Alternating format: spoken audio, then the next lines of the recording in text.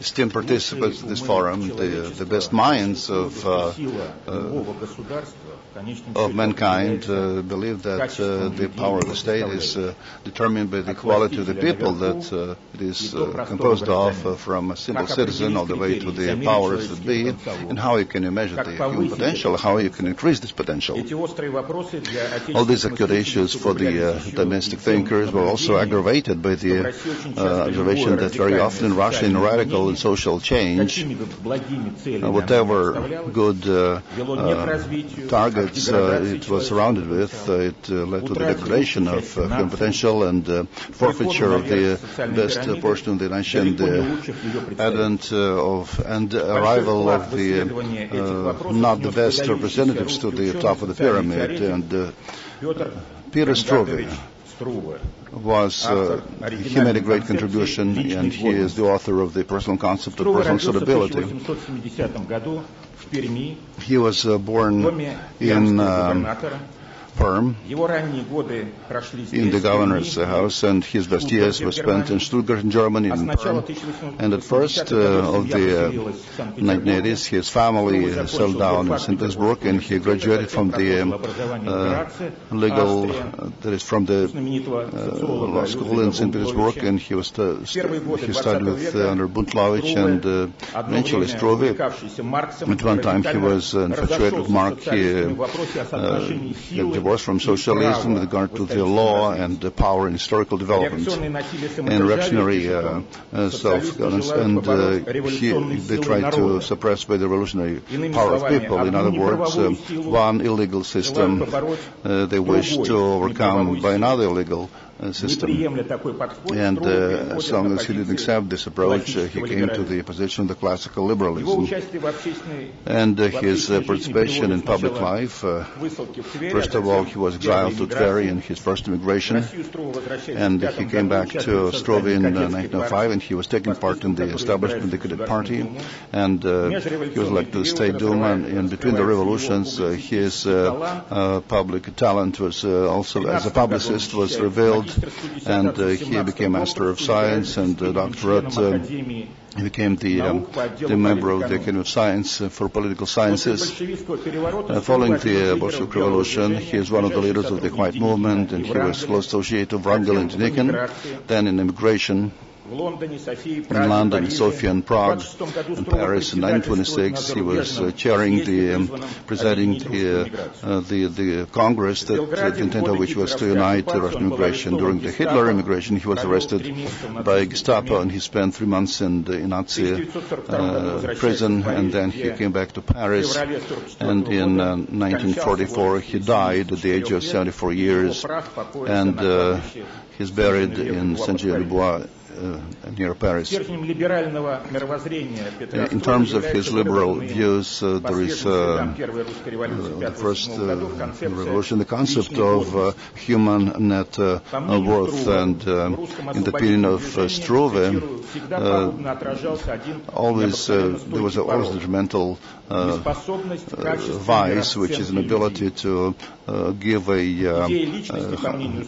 true qualification to people, and the idea of Russian Revolution was completely extinguished. It was drowned in the irresponsible societies and the socialists that operated they spoke about classes and people rather than individuals. And liberal ideas of net worth, human net worth, was running counter to the personal irresponsibility. Progress is not something dead, something deprived of spirituality, and the the backbone is always human society, which is marked by a high degree of personal net worthiness. And Struve said that personal net worthiness is a combination of very spiritual qualifications, diligence and ability to act properly, and in the conditions of this organization, this orientation, when one part of society, as Struve put it, was in shameful capitulation, and the other was in the euphoria of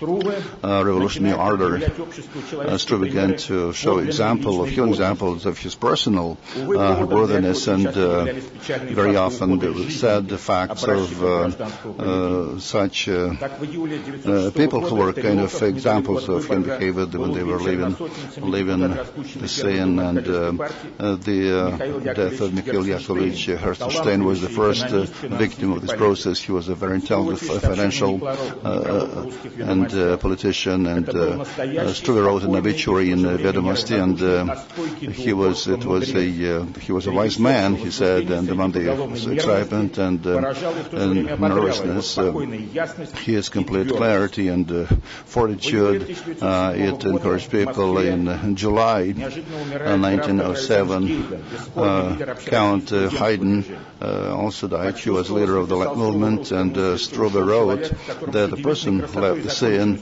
who combined the features of the treasures of our minds, and he was first head of the numerous liberal factions, the first Gruba. Count Haydn was the paragon of special human style, and Struve wrote that he displayed the style of independence that made intolerable any road behavior, and under the crisis we need such people in the political movement. They represent mind and measures, fortitude and restraint. It was very often mentioned that the law of the Russian liberation movement was absence of talented and gifted leaders. Well, there were people he had to acknowledge, and he also referred to Dmitry Nikolaevich Shipov. He was uniting the Russian lands, and he was chairman of the Russian governors office, and he was head of the local parties. The crowd, the mob, does not notice bright people like Shipov, and they would accuse them of reactionary behavior. And I can also add that similar attitude led to the fact that he had to leave politics, and he also came to power following the Bolshevik uprisal, and he was head of the anti-Bolshevik underground, and he eventually was arrested and killed in Luganka. And so we have people of this caliber in Russia, but with chronic inability of society to perform high quality performance of people. Such people are not viewed, not received by the public. And therefore, Struve, in addition to showing the example of his personal networthiness, he also was doing appel work. He revealed the mechanism of a negative selection. He carried out demythologization of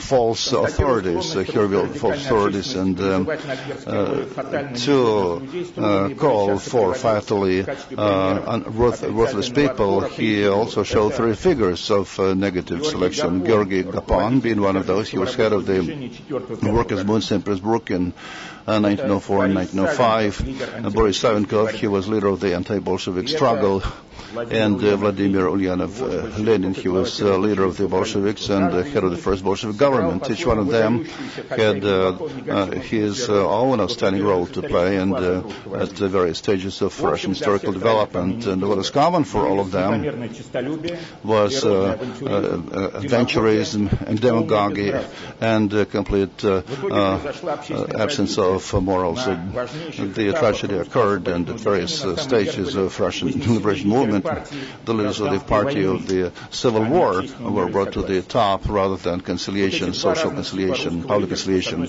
And this example of with the high degree of networthiness, responsible, capable of self-control on the one hand, on the other, people, according to Struve, they had a quest, insatiable quest of influence, and that's supplemented the personal possibility by brutal decisiveness. These two types, human types, they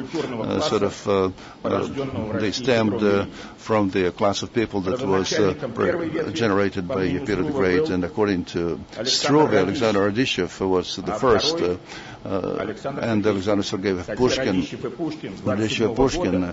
In 1927, Peter Struve,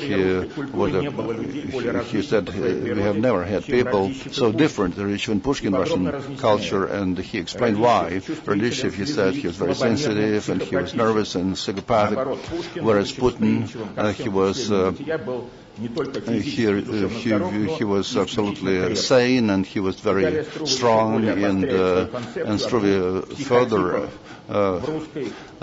built up his concept by two other psychotypes. Radishev, being as a neurotic individual, he not only tended to exaggerate things, but he was an exaggeration by himself, and Putin was a good measure and a rational approach, and Radishev being father of Russian intelligentsia, and Pushkin being the expressor of the free, and he was fighter of false teachings in support of the Russian national spirit. And one of the colleagues of our today's forum today is to discuss the prospects of development of human capital in Russia, the ways of development of civil society in Russia, and the concept of personal worthiness, net worthiness, developed by our compatriot, a great citizen of Russia who came from Perm, who was